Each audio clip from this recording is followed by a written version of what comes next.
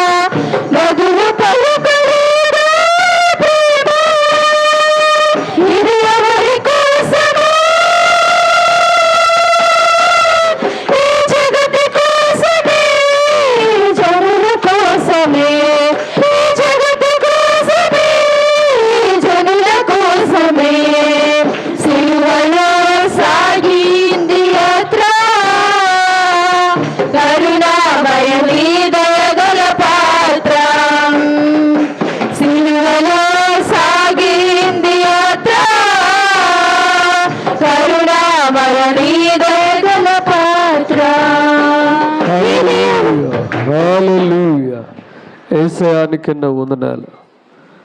ఎవరికి వాళ్ళు ప్రార్థన చేద్దాం. ఈరెల్లి పద్మ ప్రార్థన చేయమ్మా.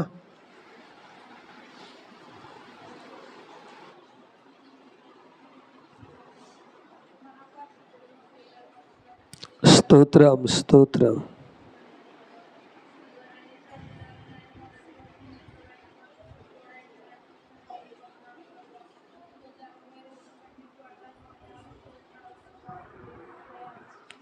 హల్లెలూయా.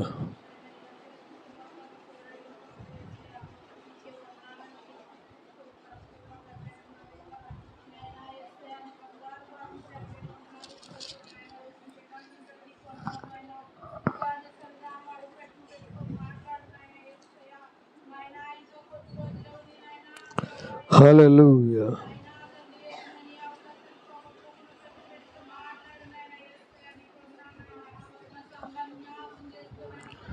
హల్లెలూయా. హల్లెలూయా.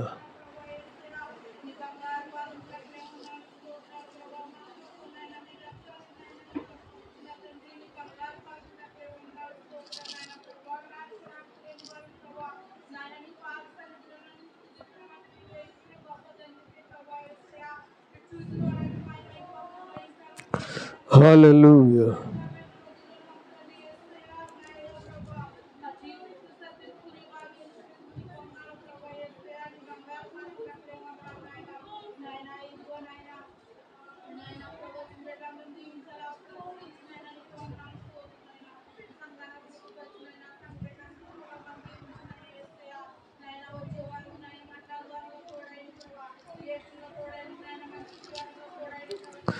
స్తోత్రం.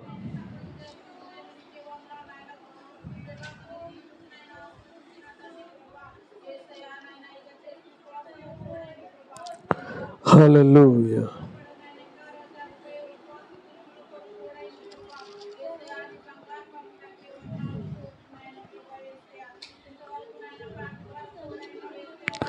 స్తోత్రం, స్తోత్రం.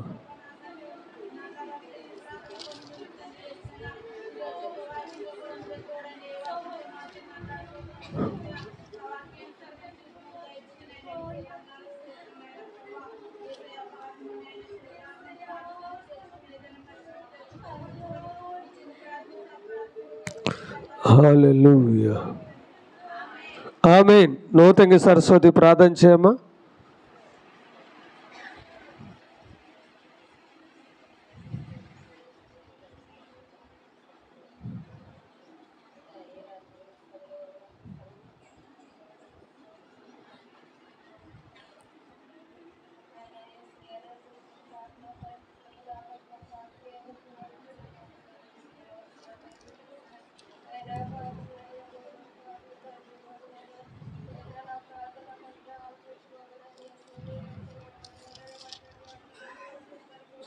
హల్లెలూయా.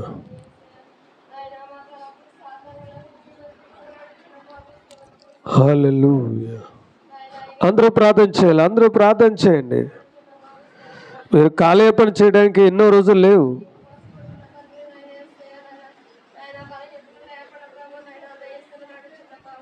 హల్లెలూయా.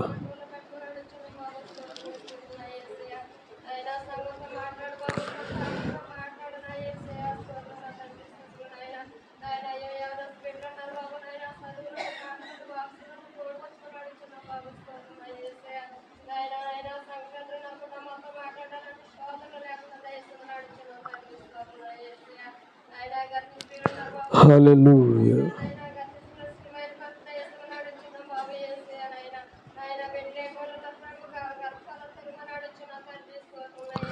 హల్లెలూయా.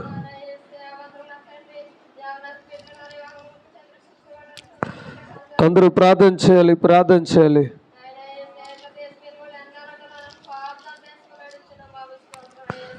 అందరూ మొరపెట్టాలి, దేవునికి మొరపెట్టాలి.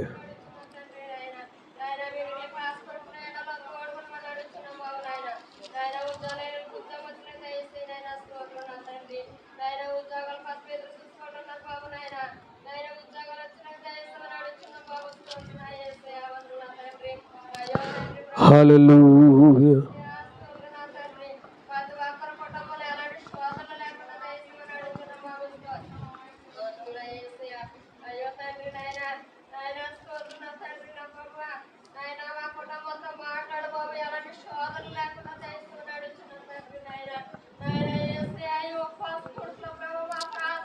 హల్లెలూయా.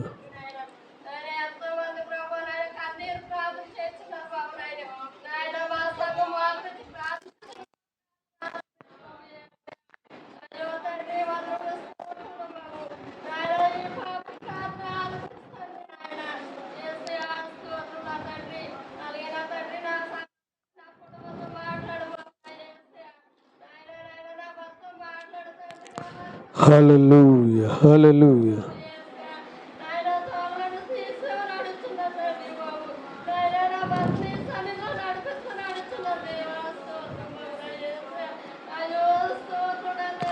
హల్లెలూయా.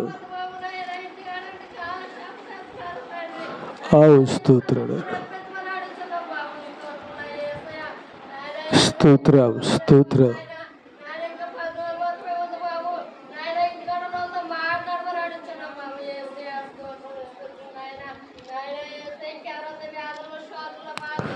స్తోత్రం, స్తోత్రం.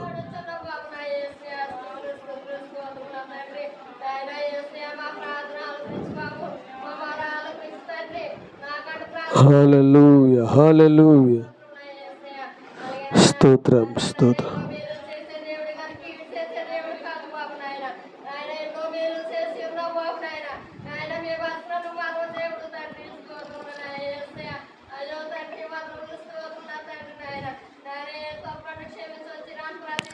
హల్లెలూయా.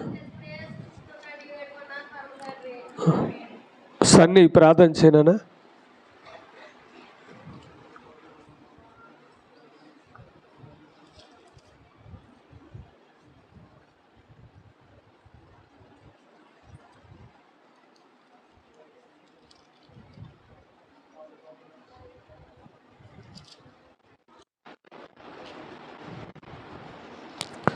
హల్లెలూయా.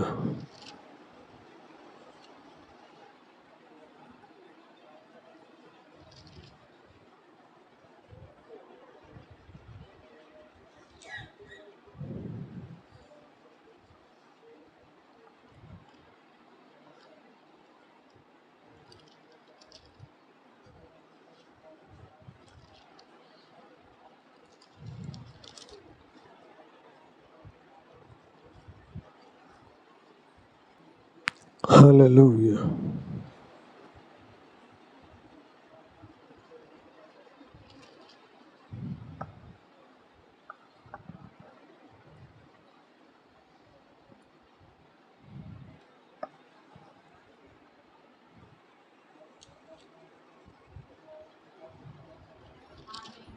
ఆమేన్.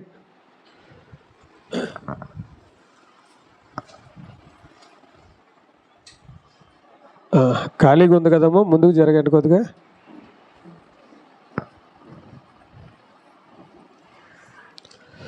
ఇవాళ తీర్థం అడవిడి చాలా కనపడుతుంది మందిరంలో. దేవుని స్తోత్రం. ఏమా, మద్దూరు తీర్థం మందిరంలోనే కనపడుతుంది, ఎక్కడ కనపడట్లేదు. చాలా మంచిదండి, ఎందుకంటే సంవత్సరానికి ఒకసారి వస్తుంది, ఒకరోజే కదా. పోనీ అలాగే వెళ్ళి ఇలా వచ్చేద్దాం అనుకుంటారు, కానీ అందులోంచి బయటలో రాలేం కదా. అంతే కదా. మీరే వచ్చారు, పాపం పెద్దోళ్ళు రాలేదు. పడుసు పిల్లలకు మీకే అలా ఉంటుంది, కానీ మీరు వచ్చారు. దేవుడు మిమ్మల్ని దీవించును గాక. పెద్దోళ్ళు చూడండి పాపం, వాళ్ళకి ఏం చేస్తాం, చూడాలండి. ఎందుకంటే నేత్రాశ ఎక్కువ ఉంటుంది కదా, చూడాలి. ఏం చూస్తాం మాకు అర్థం కాలేదు మనకి. గమనించండి, ఎందుకంటే నేత్రాశకు లొంగిపోయామనుకోండి, దేవునికి ఆశీర్వాదాలు పొందుకోలేము.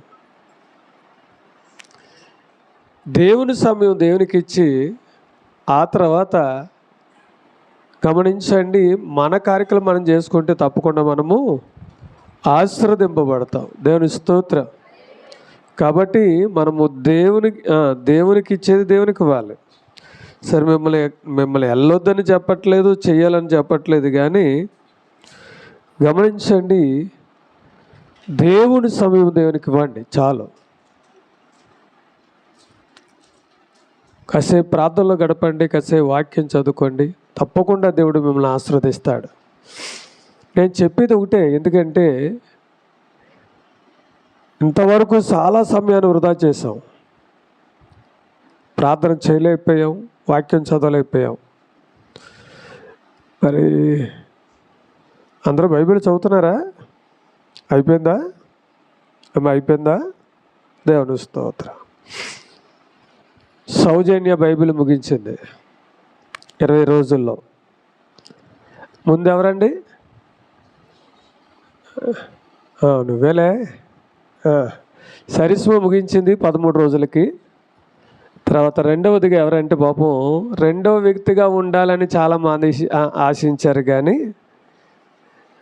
రెండో ఛాన్స్ రాలేదు. సౌజన్య రెండో వ్యక్తిగా 20 రోజులకి బైబిల్ ముగించడానికి దేవుడు కృప చూపి ఇప్పటికి 2 ముగించారు. ఇంకెవరైనా ఉన్నారా బైబిల్ చదివేవాళ్ళు? ఏమ్మా, కళ్ళు లాగుతున్నాయా అన్నాను. నాకంటే ముందు చాలామంది పరిగెట్టారు. ఎందుకంటే కుందేలు తాబేలు కథ విన్నారా ఎప్పుడైనా? కుందేలు తాబేలు కథ విన్నారా? ఏం విన్నారు? ముందు ఏది వెళ్ళింది? అలా ఉంది మీ పరిస్థితి. నేను 1 రోజులు లేటుగా ప్రారంభించాను, నాకు అప్పటికి పూర్తయింది. వీళ్ళు చూస్తే ఎక్కడ ఉన్నారంటే దినవృత్తాంతంలో ఉన్నారు. అచ్చి బాబు, ఎంత ఇప్పుడు చదవాలరా అనిపించింది నాకు. వీళ్ళకంటే ముందు నేనే ఉన్నాను. దేవుని స్తోత్రం. ఇంకా 4 రోజుల్లో నేను కూడా ముగించేస్తాను. 45సారి ముగిస్తాను. 44సారి మనం ముగించాను. గమనించను, ఇప్పుడు 45సారి ముగించబోతున్నాను. కాబట్టి దేవుడు, ఎందుకంటే నేను అనుకుంటున్నాను, నేను చనిపోయే లోపల ఒక 100 సార్లు చదివితే బాగుంటుంది అనిపిస్తుంది నాకు. ఒక 100 సార్లు చదవాలని ఆశ ఉంది నాకు. ఆశగల ప్రాణాన్ని దేవుడు తృప్తిపరుస్తాడు. 45 అంటే కింద ఉన్నాయి, ఇంకా 55 సార్లు చదవాలి. 100 సార్లు చదవాలని ఆశ ఉంది నాకు. దేవుడు తప్పకుండా తీరుస్తాడు అనే నమ్మకం నాకు ఉంది. మరి గమనించండి, పోటీలో 10 మంది ఉన్నారు. ఇప్పటికి 2 పూర్తి చేశారు. ఇంకెంతమంది ఉన్నారన్నది మీకే తెలియాలి. ఈస్టర్ మాత్రం తప్పకుండా మీకు బైబిల్ ఇవ్వడానికి సిద్ధంగా ఉన్నాను.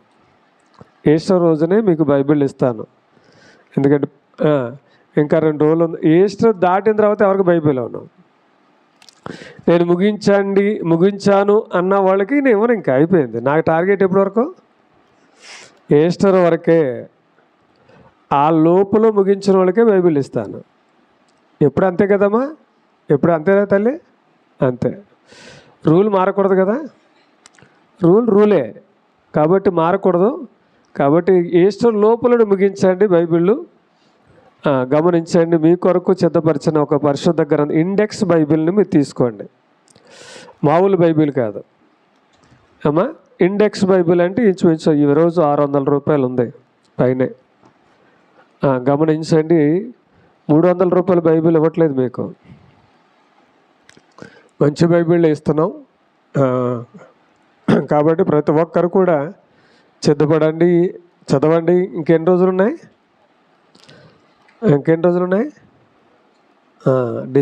గుడ్ ఫ్రైడేకి అవుద్దా? అప్పటికి అవదా? సరే, మీ ఇష్టం అమ్మ. అవుద్దా? ఏం చేస్తాం? మా పిల్లలు కూడా పరిగెడుతున్నారు. కానీ అవి ఎలా పరిగెడుతున్నారంటే, ఆయన ఎక్కడలే అనుకుంటున్నారు, కుందేలు పరిగెడుతున్నారు. సర్లే, ఎక్కడ చదువుతున్నారు? ఇప్పుడు చదవకండి అమ్మాయి, ఆ తర్వాత చదువుతుందిలే, ఇప్పుడు చదవకండి. సరే, మంచిది. ప్రశ్నలు దొరికినాయా? దొరకలేదా? 2 ప్రశ్నలకి సమాధానం చెప్పాలి మీరు. కొంతమంది ఎక్కడ దొరుకుతుందా అని అడిగారు, చెప్పేశాను కూడా. పలానా దిక్కున దొరుకుతుందని చెప్పాను. చదివారో లేదో తెలియదు. అమ్మ, ప్రత్యక్ష గుడారంలో తెరలు ఎన్ని? ప్రత్యక్ష గుడారంలో తెరలు ఎన్ని? ప్రత్యక్ష గుడారంలో తెరలు ఎన్ని? ఏమా చదవాలి, తీయమ్మా.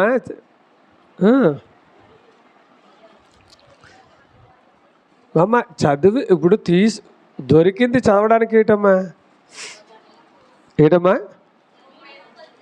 ఏటమ్మా నిర్గమాకాండము 26:36 అంట. 26 అంట. 36 అన్నది ఎవరో? నువ్వమ్మా. నువ్వు అది తర్వాత చదువుకెళ్ళి ఏళ్ళు చదవండి.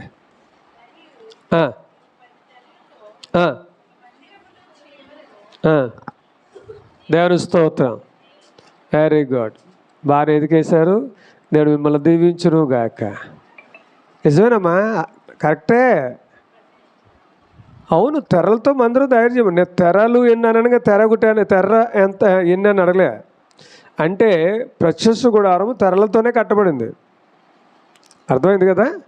తెరలతో కట్టబడింది. అంటే ఇప్పుడు మధ్యలో పరిశుద్ధ స్థలానికి, అతి పరిశుద్ధ స్థలానికి ఒకటే తెర. ఆ తెర అని లేదు, తెరలు ఎన్ని అని అడిగాను. 10 అని చెప్పారు. చాలా సంతోషం అమ్మా. నిజమే, కరెక్టే. నేను మిమ్మల్ని దీవించును గాక. అందరూ రాసుకున్నారు కదా? Very good. సరే, రేపటికి ఒక ప్రశ్న ఎత్తామనుకుంటున్నాను. ప్రవక్త అయిన బిలాము ఎలా చనిపోయాడు? ఏమ్మా, ప్రవక్త అయిన బిలాము ఎలా చనిపోయాడు?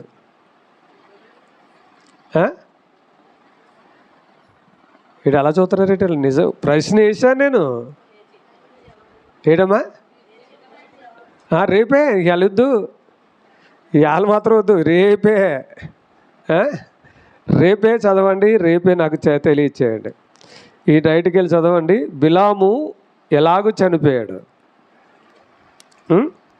ఎలా చనిపోయాడో మీకు తెలుసు. చాలా చిన్న క్రూశులు, చాలా చిన్నవి అయ్యి. ఏమ్మా, రేపు వేసేది ఇంకా బాగా తేలికైంది వేస్తాను. ఇంకా బాగా దీనికంటే తేలికైంది వేస్తాను. దేవుడు ఏదో 2-3 ప్రశ్నలు అలాగ మైండ్లో పెట్టాడు.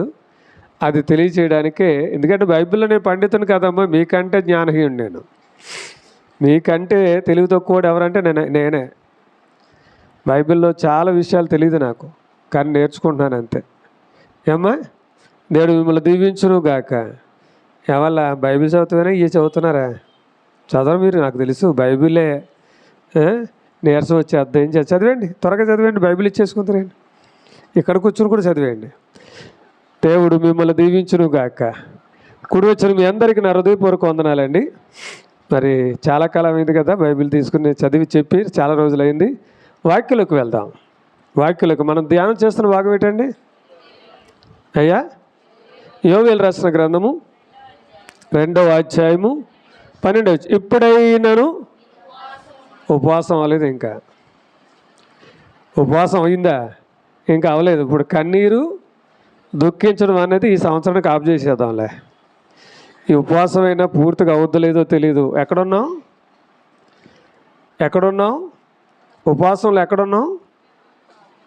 ఏమో చూసారా, 4 రోజులు లేట్ అయ్యేవాడికి ఎక్కడున్నాం మనకి గుర్తు రావట్లేదు. అయ్యా, నాలుక, వెరీ గుడ్, మంచిది.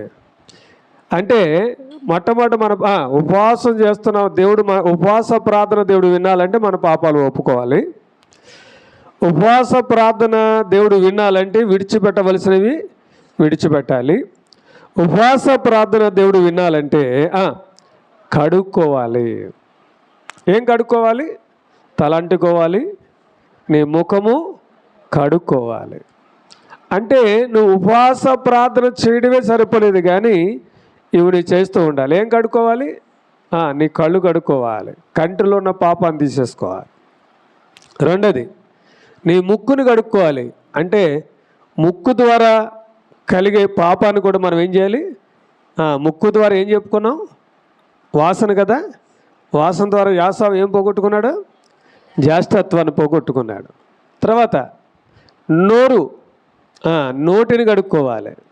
అంటే నోట్లో ఏమున్నాయి? పగ, శాపము, వంచన, కపటము ఉన్నాయి, నోట్లో ఉన్నాయి. వాటిని తీసివేసుకోవాలి. తర్వాత గమనించండి, నాలుక అంటే మనం చూద్దామంటే నాలుక ఎలాంటిదంట? అగ్ని లాంటిది అన్నాడు కదా. అగ్ని యాకోబు రాసిన పత్రికలో చదువుకున్నాం కదా. నాలుక ఎలాంటిది? ఎంత చిన్న నిప్పు అడవిని ఏ విధంగా తగలబెడుతుందో ఈ నాలుక కూడా అనేకమైన జీవితాలను ఏం చేస్తుంది? పాడు చేస్తుంది అని మనం గమనించాలి. ఇప్పుడు చూడండి, ఎలాంటి నాలుకలు కలిగి ఉన్నామంటే మనం 140వ కీర్తన 140వ కీర్తన 3వ చరణం. ఏటమ్మా? పాము నాలుక వలె, పాము నాలుక వలె వాళ్ళ నాలుకలను ఏం చేస్తారంట? ఎవరాళ్ళు ఆ పై వచ్చినాక వెళ్ళిపోవాలి.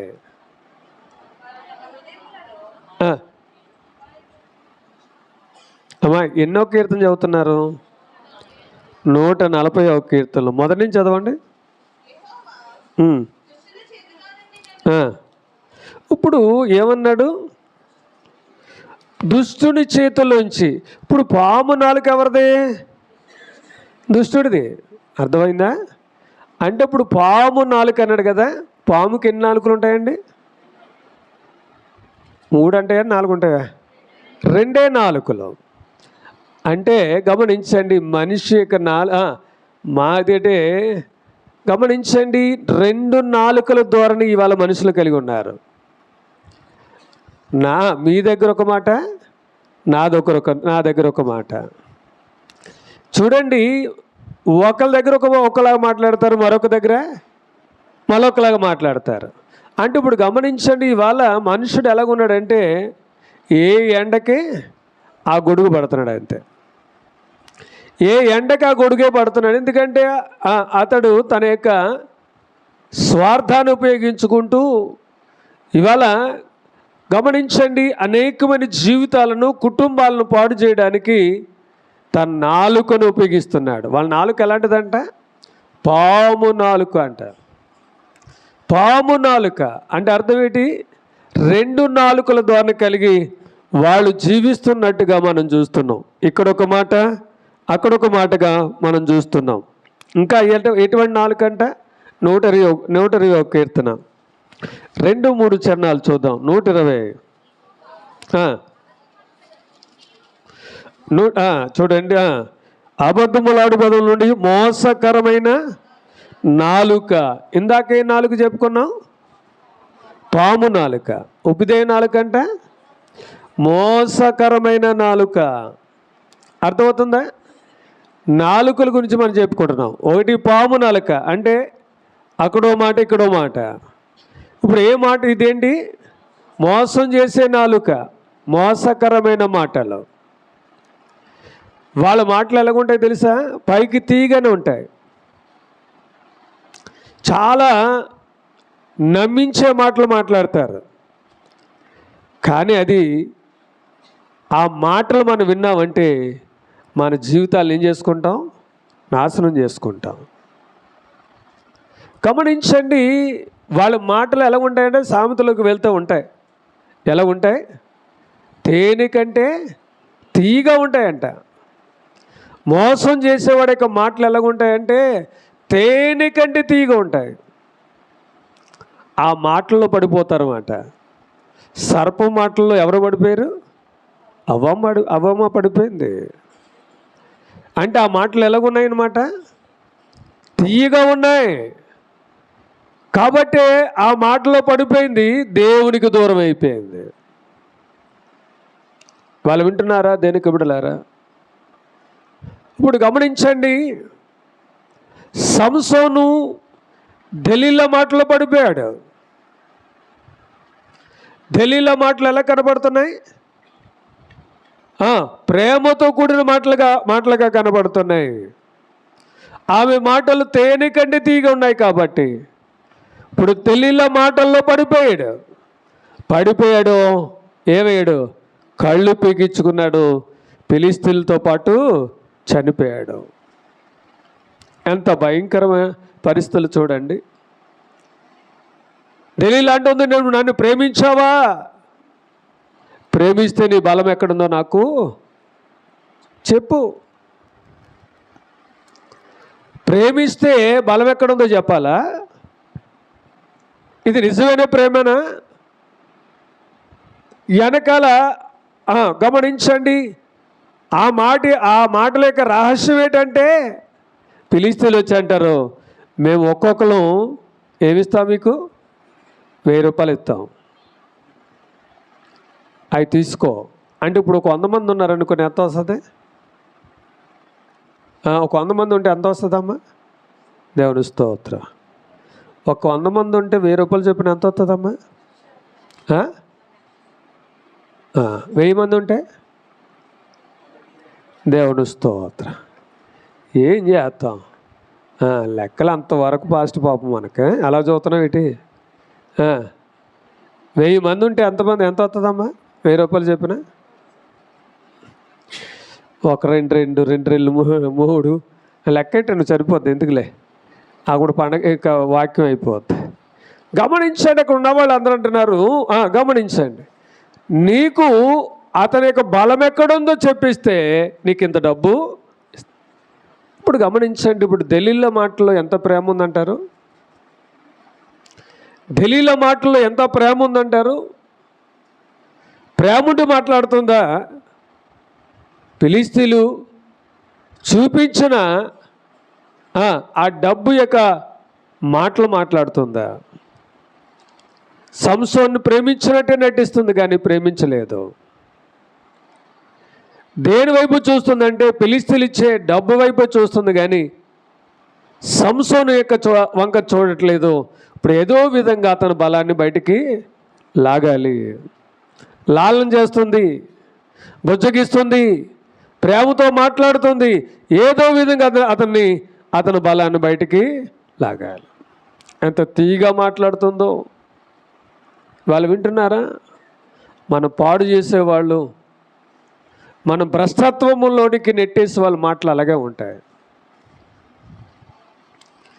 ఇవాళ గమనించి అనేకమైన కుటుంబాలు దాంపత్య జీవితాలు పాడైపోతున్నాయంటే ఇలాంటి మాటలను బట్టే. ఇవాళ భార్యాభర్తల మధ్య అగాధం ఏర్పడుతుందంటే ఇలాంటి మాటలను బట్టే. ఇవాళ గమనించండి, కుటుంబాల్లో గమనించండి, ఒకరికొకరు మాట పడట్లేదంటే ఇలాంటి మాటలను బట్టే. ఏం చేస్తూ ఉంటారంటే బయట వాళ్ళు ఏదో వచ్చి మాట్లాడుతూ ఉంటారు, అది మనసులో పెట్టుకుని వాళ్ళు మాట్లాడుతూ ఉంటారు. ఇవాళ వింటున్నారా? ఇవాళ నాలుక ఎంత ప్రమాదకరమైందో. ఇవాళ క్రైస్తవ బిడ్డలైన మనము ఈ నాలుక ద్వారా ఏం మాట్లాడుతున్నాం? పాములు లాంటి నాలుకలు కలిగి ఉన్నామా? మోసకరమైన నాలుకలు కలిగి ఉన్నామా? ఇతరులను మోసం చేసే మాటలు మనం కలిగి ఉన్నామా? ఇతరులను పాడు చేసే మాటలు మనం కలిగి ఉన్నామా? ఇతరుల యొక్క దాంపత్య జీవితాలను పాడు చేసే మాటలు మనం కలిగి ఉన్నామా? ఏం కలిగి ఉన్నామంటారు? దేనికి బిడలారా, జాగ్రత్తగా దేనికి వాక్యాన్ని వినాలి. జాగ్రత్తగా దేనికి వాక్యాన్ని విని మన స్థితిగతులు మార్చాలి. నువ్వు ఉపవాసం చేస్తే సరిపోలేదు. దేవుని మందిలో కూర్చొని తండ్రి నాయనను పిలవడితేనే సరిపోలేదు. మనం మార్చుకోవాలి. ఏది మార్చుకోకుండా వచ్చి ప్రభువాని పిలిస్తే దేవుడు ఆ ప్రార్థన వింటాడా? మత్తయి సువార్త 7వ అధ్యాయంలో మనసు కనబడుతున్న మాట ఏంటి? 22వ వచనం అనుకుంటున్నాను. చూడండి, 7వ అధ్యాయము 22వ వచనం కాదు, 21 చదవండి. ఎన్నో వచనం? 22, 21, 21 చదవండి. ప్రభువా ప్రభు అని పిలిచి ప్రతి వాడును ఎక్కడికి వెళ్ళడంట? ఎక్కడికి వెళ్ళడు అంటే ఎందుకు పరలోక రాజ్యానికి వెళ్ళడు?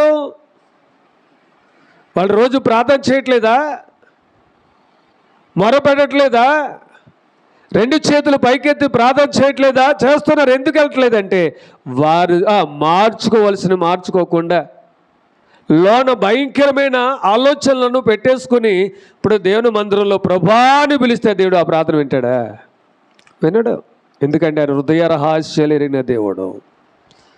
నీ తోటి సహోదరి పట్ల, నీ తోటి సహోదరుడి పట్ల నువ్వు ఎటువంటి మనసు కలిగి ఉన్నావు? ఇవాళ సరైన మనసు లేదు. ఒకరిని ప్రేమించలేని పరిస్థితి, ఒకరి మీద దయ చూపించలేని పరిస్థితి, ఒకరికి మనం సహాయపడలేని పరిస్థితిలో ఈ దినాలు మనం గడుపుతున్నాం. దేవుడు వింటాడు ఆ ప్రార్థన? ఆయన డైరెక్ట్గా చెప్తున్నాడు, ప్రభు అని పిలిచిన వాడు పరలోక రాజ్యానికి చేరడు. కారణం ఏంటంటే వాళ్ళు కళ్ళు బాగోలేదు, వాళ్ళ ముక్కు బాగోలేదు, వారి నోరు బాగోలేదు, వాళ్ళ నాలుక కూడా బాగోలేదు. బాగోపోవడం ఏంటంటే సరైన మాట విధానం లేదు. ఇవాళ గమనించండి, నమ్మకమైన రాయిబారి మాట ఎలాగుంటుందంట? ఔషధంలాగా ఉంటుందంట. ఇతరులను నిలబెట్టే మాటలను కలిగి ఉండాలి. ఇతర జీవితాలను నిలబెట్టే మాటలు మాట్లాడాలి తప్ప ఇతర సంసార జీవితాలను కూలద్రేసే మాటలు మనం మాట్లాడకూడదు. అలా చేసావా వాళ్ళకి అనుకోవచ్చు. ఎందుకంటే ఒక మాట మీతో పంచుతాను. ఒక్కళ్ళ కోసం మనం గొయ్యి తవ్వితే ఆ గోతులని మనమై పడతాం. దానికి ఉదాహరణ ఎవరండి? దానికి ఉదాహరణ ఎవరు? హామాను. ఎవరినో చంపడానికి ముందుకెళ్ళాడు. అదే ఉరికి మీద అతనే పడ్డాడు. ఉరి తీయబడ్డాడు. కడకు అది ఎక్కడికి దారి తీసిందంటే ఏ ఉరికయ్య మొర్దెకై గురించి ఏర్పాటు చేశాడో అదే ఉరికయ్య మీదకి హామాను వెళ్ళిపోయాడు. ఇవాళ గమనిస్తున్నారా? ఇవాళ నీ మాటలను బట్టి, నా మాటలను బట్టి, లేకపోతే మన యొక్క ఆలోచన బట్టి వాళ్ళు తాత్కాలికంగా వాళ్ళు గమనించండి వివేకాలు కలిగి ఉండవచ్చు, కానీ లాస్ట్కి దేవుడి యొక్క తీర్పు ఎలా ఉంటుందో తెలుసా? ఎవరైతే గమనించండి ఇతరులను పాడు చేయడానికి ఇష్టపడుతున్నారో దేవుడు వాళ్ళనే పాడు చేయడానికి ఇష్టపడుతున్నాడు. వాళ్ళనే పాడు చేస్తాడు దేవుడు. గమనించండి దేన్ని బిడ్డలారా, వాక్యంలోకి వెళ్తున్నాను.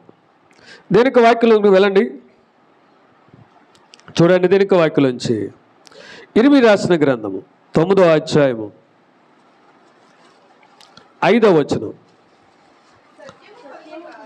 ఇర్మీయా రాసిన గ్రంథము 9:5. సత్యమును పలుకక ప్రతివాడును తన పొరుగువాడిని వసించును, అబద్ధములాడుట తమ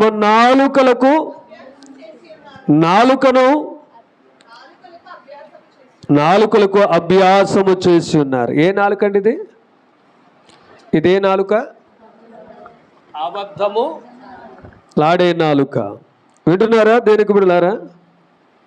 అబద్ధములాడే నాలుక. 5వ అధ్యాయము 9వ వచనం, అలాగే 9వ అధ్యాయం 3వ వచనం చూడండి.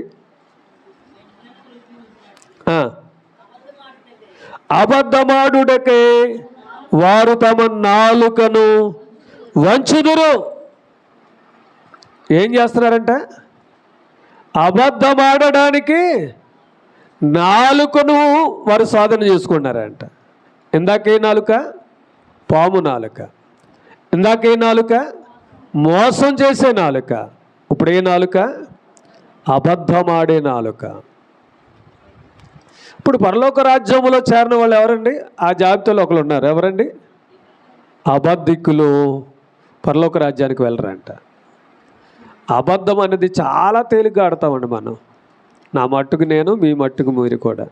ఇప్పుడు సెల్ వచ్చాక ఎన్ని అబద్ధాలు అయిపోయినాయండి. సెల్ ఎత్తడానికి ఇష్టం లేదనుకోండి, అప్పుడు ఒకవేళ అమ్మ ఎందుకు సెల్ ఎత్తలేదు, చాలాసార్లు చేశారంటే సైలెంట్లో పడిపోయిందండి. ఏమడిపోయింది? సైలెంట్లో పడిపోయింది. అంటే అర్థం ఏంటి? నీకు ఎత్తడం ఇష్టం లేదు, దాన్ని అలాగుంచావు, కానీ అబద్ధం ఏమడుతున్నా నిజమే. లేకపోతే మీరు చేతనే ఎందుకు ఎత్తానండి? ఎత్తుతాను, కానీ ఏమైపోయింది? సైలెంట్లో పడదు అది, కానీ సైలెంట్లో నువ్వు పెడతావు అంతే. అక్కడికి ఏమంటావు? సైలెంట్లో పడిపోయిందండి. అదో అబద్ధమే కదా. ఇంకా ముందుకు వెళితే ఇప్పుడు నాలో ఉంటాను, అయ్యారు మీరు ఎక్కడ ఉన్నారంటే నేనేమంటానంటే ఇక్కడే ఉన్నానంటాను. ఎన్నిసార్లు లేదు ఆ మాట నేను? నా మాటకి నేను ఒప్పుకోవాలి. నా మటుకు నేను ఇక్కడే అంటే ఎక్కడ? ఇప్పుడు ఎక్కడ? మద్దూరులో ఉంటాను, కొవ్వూరు వెళ్ళాలి. ఎక్కడున్నాను? ఇక్కడ అంటే కొవ్వూరులో ఉన్నానా, మద్దూరులో ఉన్నానా? నేను ఎక్కడున్నట్టు చెప్తున్నానంటే అబద్ధమా కాదు? అది అబద్ధమే. దాన్ని ఒప్పుకోవాలి మనం. అబద్ధం ఆడడానికి నాలుకను ఏం చేస్తున్నారు? వంచుతున్నారు. ఇవాళ ప్రిపేర్ చేస్తున్నారు నాలుకను. ఎంత ప్రమాదకరమైంది గమనించండి. ఇవాళ అబద్ధం ద్వారా కొంతమందిని మోసం చేస్తున్నాం మనం. భార్య భర్తను, భర్త భార్యను, లేదా పిల్లలు తల్లిదండ్రులను ఇవాళ అబద్ధము ద్వారా మనం ఏం చేస్తున్నాం? మోసం చేస్తున్నాం. మోసము ఇవాళ వింటున్నారా దేనికి బిడ్డలారా? దేనికి వాక్యం వినడానికి ఇష్టపడుతున్నాను నేను కూడా. ఎలాంటి నాలుక కలిగి ఉన్నామో గమనించండి. అబద్ధమాడే నాలుక. దేవునికి బిడ్డలంటే నష్టము కలిగిన అబద్ధం ఆడ అంటారు.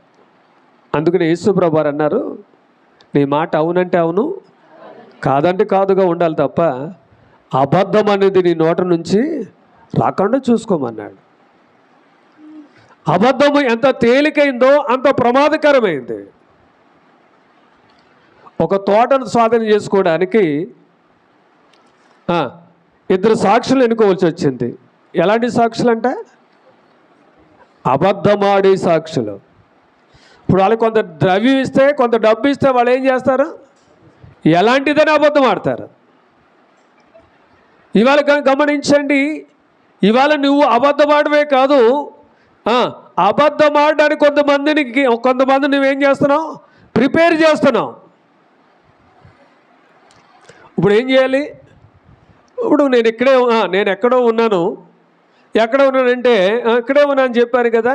ఏంటండి మీరు ఇక్కడే ఉంటే మీరు ఎంత త్వరగా రాలేదండి? అండ్ పాస్టర్ గారు నేను ఎక్కడ ఉన్నాను చెప్పండి, ఇక్కడే కదా ఉన్నాను అంటే నేను అబద్ధం ఆడడమే కాదు, నా ప్రక్క వ్యక్తిని కూడా అబద్ధం ఆడడానికి ఇప్పుడు నా ముఖం చూసి నేను లేదు మీరు ఎక్కడ ఉన్నారంటే ఈయనేమంటాడు అనుకుని నిజమే ఇక్కడే ఉన్నాడు అని అంటే నేను అబద్ధం ఆడమే కాదు, నా ప్రక్క వాళ్ళని కూడా ఏం చేస్తున్నాను, అబద్ధం ఆడడానికి ప్రోత్సాహపరుస్తున్నాం.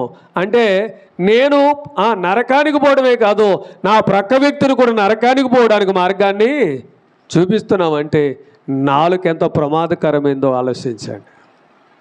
అబద్ధమాడే నాలుక. ఇవాళ నువ్వు అబద్ధం ఆడుతున్నావు అంటే, ఇవాళ నాలుకతో అబద్ధం ఆడుతున్నావు అంటే ఎలాగున్నావు చూడండి. 5వ అధ్యాయం కీర్తనలు 5:9. కీర్తనలు 5:9 త్వరగా చేయండి, ముగిస్తాను. 5వ అధ్యాయము 9వ వచనం. వారి నోట ఏం చదువుతున్నారమ్మా? 5వ అధ్యాయము 9వ వచనం. Very good. వారి నోట యథార్థత లేదు, వారి కంఠము తెరసిన సమాధి, వారి నాలుకతో ఇచ్చకముల ఏలాకాలాడుదురు, మెప్పించే మాటలు మాట్లాడుదురు. నాలుగుతో ఎటువంటి మాట్లాడుతున్నామండి? పాము నాలుకలు కలిగి ఉన్నాం. రెండవది మోసం చేసే నాలుగు కలిగి ఉన్నాం. మూడవది అబద్ధమాడే నాలుగు కలిగి ఉన్నాం. నాలుగవది ఏలాకోలలాడే నాలుక, లేకపోతే ఇతరులు మెప్పించే నాలుక. వాళ్ళు గమనించండి, ఎవరైనా ఒక మాట ఆడితే ఎంత పకాలించి నవ్వుతామో మనం. ఏలకొలలు ఎవరైనా ఆడారనుకోండి, సీరియస్ అవుతామా? అవ్వం. ఎంత బాగా నవ్వుకుంటాం అంటే వాళ్ళ మాటలు నవ్వు తప్పించే కానీ ఉందంటే అది కూడా పాపమే. ఇవాళ గమనించండి, దేనికి కూడా ఇచ్చకములాడే నాలుక. ఎలాంటి ప్రమాదకరమైన నాలుకలు కలిగి ఉన్నామో ఒకసారి ఆలోచించండి. ఇవాళ గమనించండి, నీకు ఇష్టమైన నాలుకనిచ్చాడంటే నీకు ఇష్టమైన మాటలు మాట్లాడడానికి కాదు, నీ మాట ఆరోగ్యకరంగా ఉండాలి, నీ మాట ఇతరులను జీవింపజేసేదిగా ఉండాలి, నీ మాట కుటుంబాలను కట్టే విధంగా ఉండాలి, నీ మాట కుటుంబాల్లో ఐక్యత తెచ్చే విధంగా ఉండాలి తప్ప అది పాడు చేసే విధంగా ఉంటే ఎవరో పాడవరో నువ్వే పాడవుతావు. జాగ్రత్త. దేనికి బిడలారా, ఒక కుటుంబం నాకు తెలుసు, ఎక్కడ కదలేండి, నేను ఎక్కడో చాలా దూరం వెళ్ళాను. అక్కడ ఒక సేవకుడు చెప్తే విన్నాం. గమనించండి, ఆ సహోదరి ఎవరింటికి వెళ్తే ఆ ఇంట్లో కలహం అంట. ఎవరి ఇంటికి వెళ్ళి ఒక పావుగంట కూర్చుందో గమనించండి, ఆమె ఇంటికి వచ్చిన తర్వాత భార్యాభర్తలతో దెబ్బలాడుకుంటామేనంట. ఎవరింటికి వెళ్ళి కాసేపు కూర్చుందో ఆ ఇల్లు అయిపోయి ఇంకో ఇల్లు అవి వెళ్ళిందో ఆ ఇంట్లో ఏమవుతుంది, కలహమే తప్ప రెండోది లేదంట. ఆ కలహం ఆడుకుంటే ఇంటికాడ అంటే వీళ్ళు నవ్వుకుంటా ఉండేదంట, వీళ్ళు సంతోషిస్తూ ఉండేదంట. కడకరకు ఇవాళ గమనించండి, ఆ కుటుంబమే హేళనం అయిపోయిందంట. వాళ్ళ కుటుంబం విచ్చనమై భార్యభర్తలు ఇద్దరు ఇడిపోయి భార్య పక్కన అంటే ఓ దిక్కుకి, భర్త ఓ దిక్కుకి, పిల్లల దిక్కుకి వెళ్ళిపోయి నానా రకాల పరిస్థితి ఏర్పడిపోయింది. ఆవిడ ఏం చేసేది, ఓ కుటుంబంలో వెళ్తే ఇల్లు వచ్చేటప్పటికి ఆ ఇంట్లో తగువ వచ్చేది. ఆ సేవకుడు చెప్తే నాకు భయం వేసింది. లాస్ట్కి ఏమైంది అంటే భర్తోదారి, భార్యోదారి, పిల్లలోదారి అయిపోయారు. ఎవరు పడారంటే ఏ కుటుంబంలో కలహం ఏంటి ఆనందించిందో ఆవిడ ఆ కుటుంబం ఏమైపోయింది? నానా తిన్నులైపోయింది. క్రైస్తవ బిడ్డలుగా మనం ఎలాగుంటున్నాం? క్రైస్తవ బిడ్డలుగా ఎలా జీవిస్తున్నాం? నీ నాలుకను ఏ విధంగా ఉపయోగించుకుంటున్నావు? గమనించండి. ఇవాళ ఎంతమందిని నీ నాలుక మాట ద్వారా మెప్పిస్తున్నావు? నీ నాలుక మాట ద్వారా ఎంతమందిని ఎగతాళి చేస్తున్నావు, ఎలకొలలాడుతున్నావు? దానివల్ల నష్టపోయేది నీవే తప్ప ఎవరు కాదు. అందుకే మా నాలుకను మనం ఏం చేసుకోవాలి? ఏం చేసుకోవాలమ్మా? స్వాధీనం చేసుకోవాలి. మన నాలుకను మనము స్వాధీనం చేసుకునే వారిగా ఉండాలని ప్రేమతో కోరుతున్న ఆఖరి మాట మనం చూసుకుందాం. చూడండి, ఆఖరి మాట చదువుకుని ముగించేసుకుందాం. గమనించండి.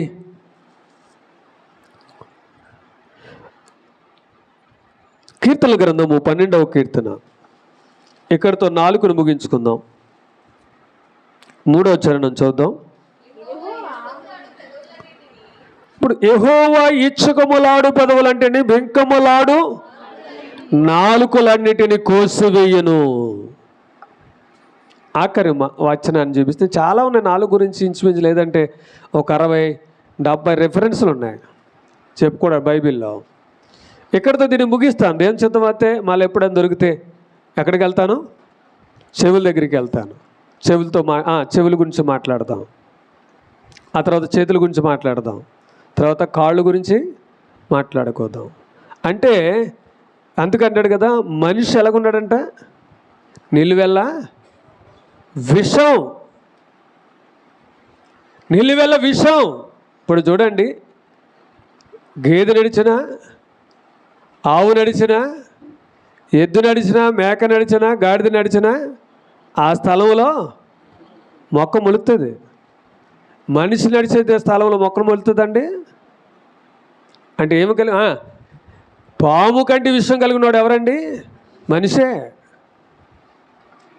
మనుషులు నడిచే దారిలో మొక్క మొలదో. ఎప్పుడైనా చూసారా? పోనీ మొలిసే మొక్క మొలిసిందని నడిచాక మానేశారు అనుకోండి, కొంతకాలానికి మొక్క అక్కడ మొలుస్తుంది.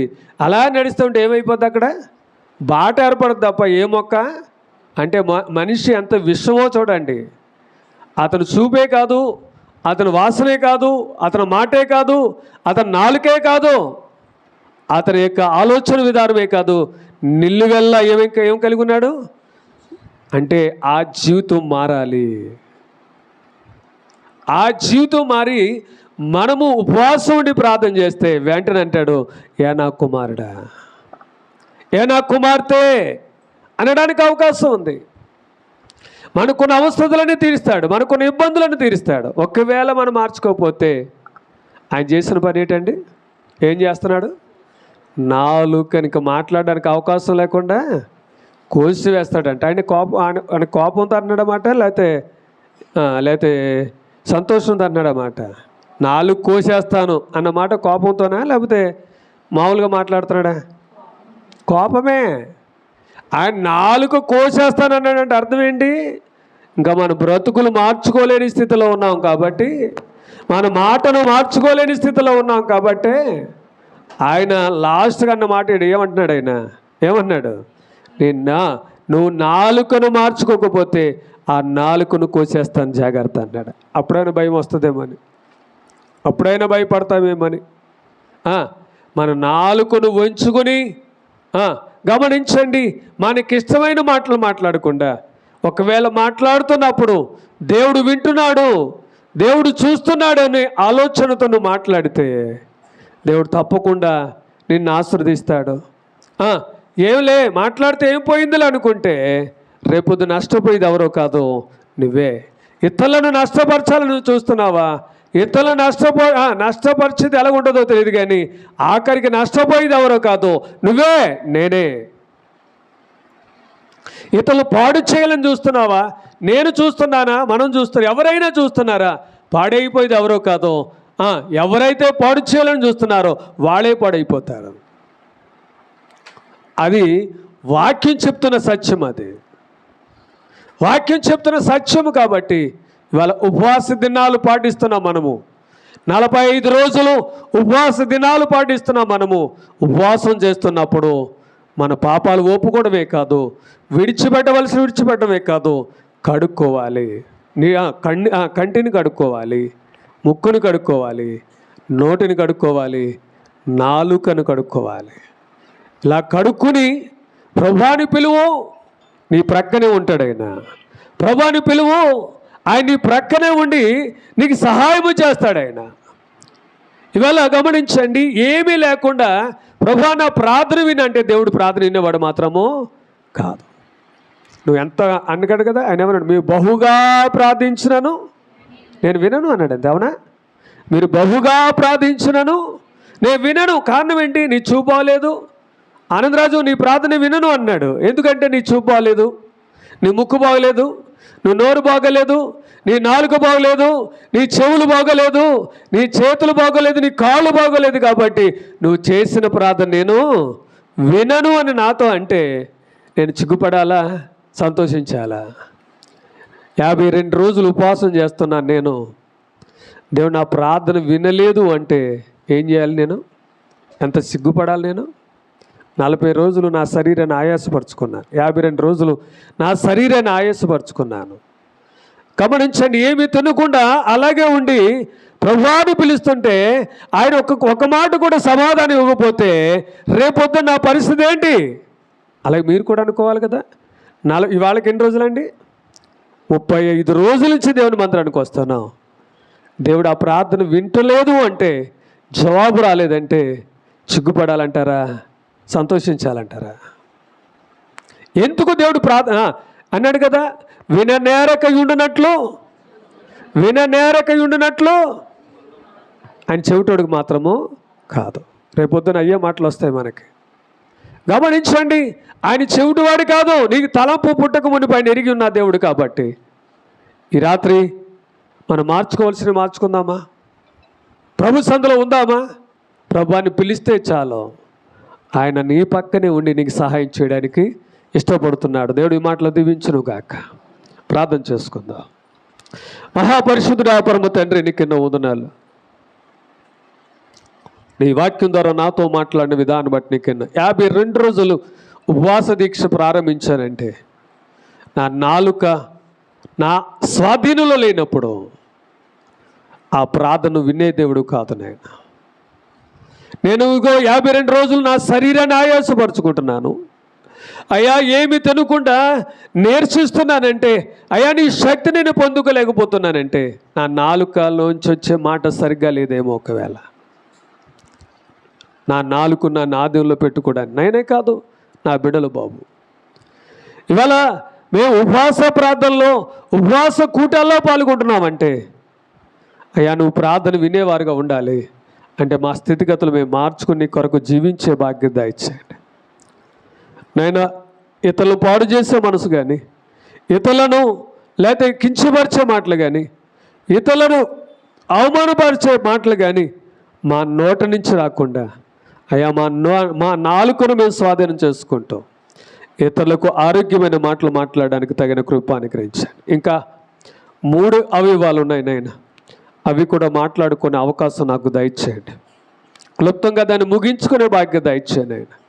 దేవానికి ఎన్నో వందనాలు. నేను విన్న వాక్యం హృదయంలో భద్రపరచుకొని వాక్యానుసరంగా లోకంలో జీవించే బాధ్యత బిడ్డలకు నాకు అనుగ్రహించమని, ఏనైనా ఈ రాత్రి ఏ బిడ్డకి ఏది కావాలో సమస్తాన్ని ఇచ్చిన కృపలో వాడుకోమని, మళ్ళీ ఉదయకాలం 5 గంటల కాలం మమ్మల్ని సిద్ధపరచమని యేసునామమున ప్రార్థిస్తున్నాం తండ్రి. తండ్రి కుమార పరిశుద్ధ ఆత్మ త్రియేక దేవుని కృప సదా మనకు తోడైండునుగాక. ఆమేన్. మీ అందరికి వందనాలండి.